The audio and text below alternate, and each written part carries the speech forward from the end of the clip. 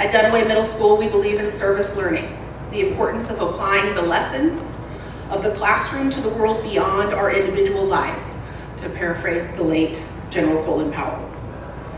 Every single student at Dunaway participates in service learning projects throughout the year.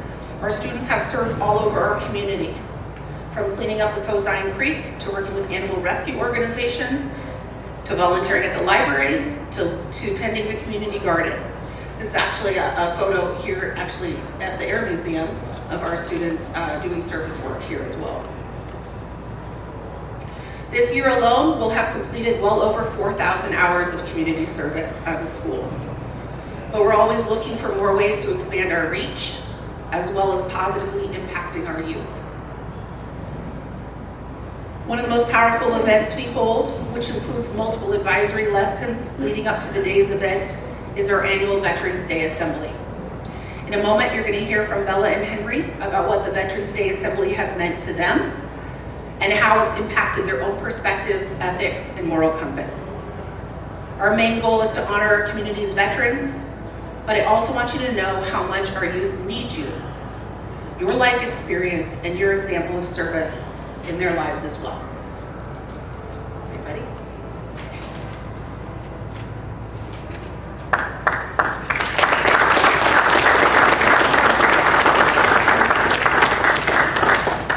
We want to thank you for giving us the opportunity to come speak to you today. As students in our community, we tend to take things for granted, things that not everyone has.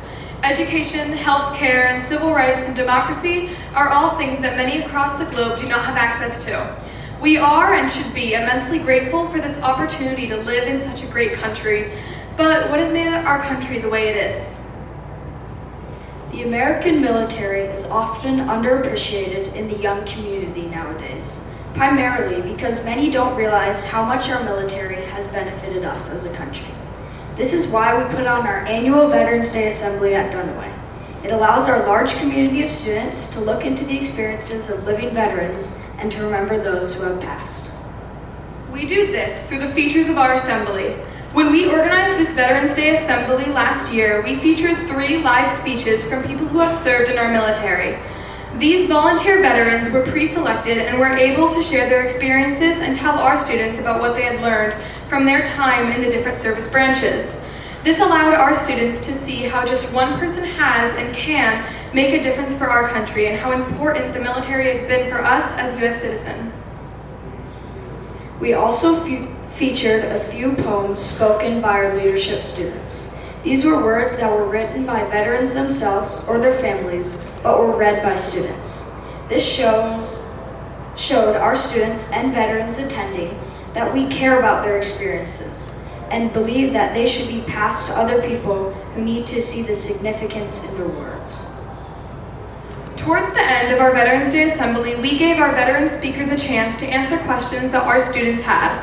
Having students interact with our veterans lets students see that they are people just like us and a part of our community. It shows them that they can be a part of the military just like veterans if they wish. Closing our assembly, we recognized all of the veterans who attended the event, letting each of them introduce themselves and branch of the armed services to our audience. We also recognized veterans from our students and staff's own lives, recognizing them through a slideshow that played in the background during the assembly. Showing our students all of these different veterans of different backgrounds allowed our student body to see that no matter who they are, they can serve our country, and everyone who does so matters and makes a difference. We believe that it's very important to have actual veterans come to our Veterans Day Assembly rather than creating an event solely from the point of view of students who have never experienced service in our military. It shows veterans that we truly care about their points of view and their experiences. Once again, we want to thank you for everything you have done for this amazing country. While you may not be in service right now, that does not mean we have forgotten you.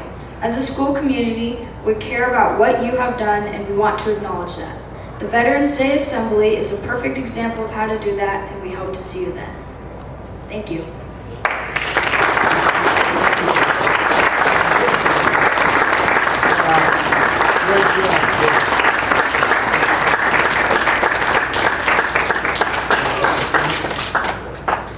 Just in closing, Friends, your service matters and your voice matters to these young people. I hope you'll be able to join us this November at our annual Veterans Day Assembly. We really thank you so much for your time today, and thank you for your service.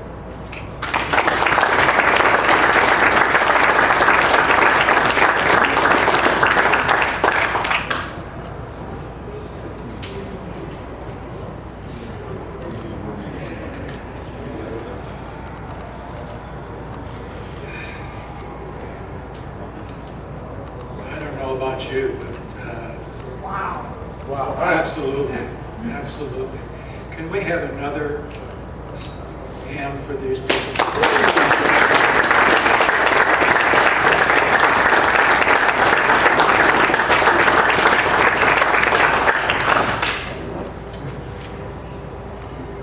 I do have one suggestion on your assembly. When the microphone is passed around, the young people are between us and the audience, and as we're speaking, we can't see, and they can't see us. Anyway. Yeah. Oh, you'll see me again next year. That's this year. A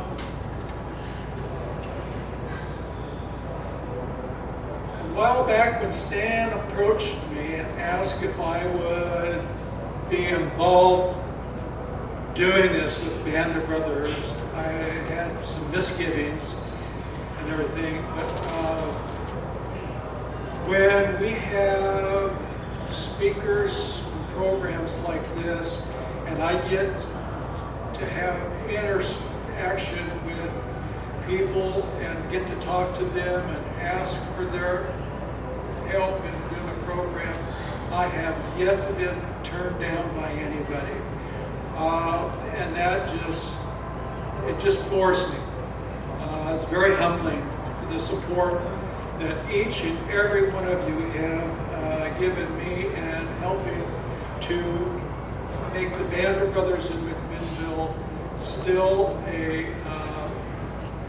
place to go to enjoy our kinship, our brother and sisterhood, and our experiences. And I just thank you from the bottom of my heart. Our speaker next month is Chris Owens. He is a retired Brigadier General from the Marines. No, he's a Major General. See, this is what happens when you get the sailor in there.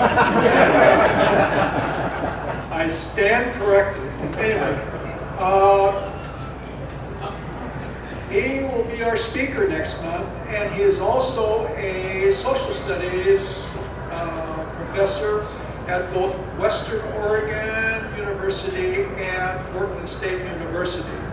And he will be coming and talking a little bit about his background, and then also we'll be talking about most of his program will be about the Russia, updates on Russia and Ukraine.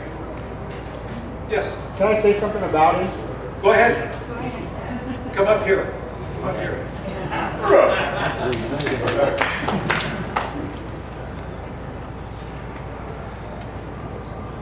This sailor is going to get shoved aside by a Marine.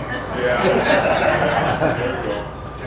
General Owen spoke at my Naval Academy Alumni Association chapter luncheon, I think 3 months ago. And normally, when a talk goes over at that luncheon, people are drifting out. And nobody drifted out. And the question and answer period after his presentation went on and on and on, and nobody left. And he's a really good speaker, and he's also pretty imposing. He's 6'5".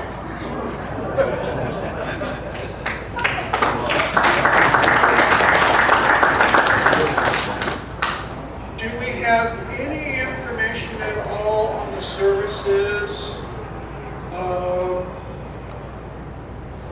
for Vic? Do we know?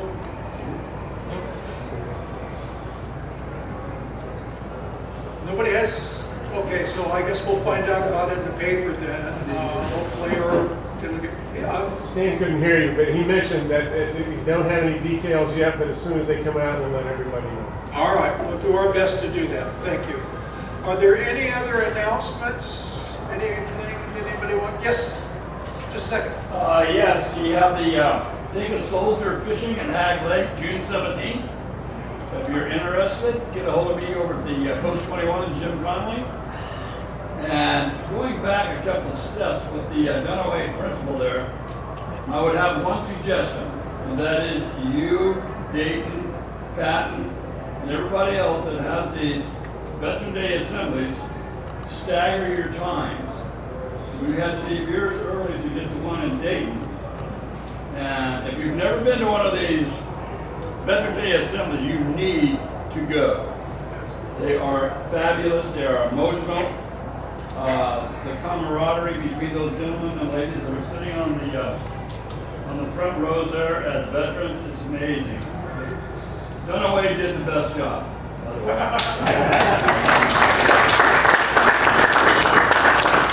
Even though the little lady took me off the microphone, by God. Thank you. Bill, did you have something? No, he covered it. Oh, okay, all right. Is there anything else?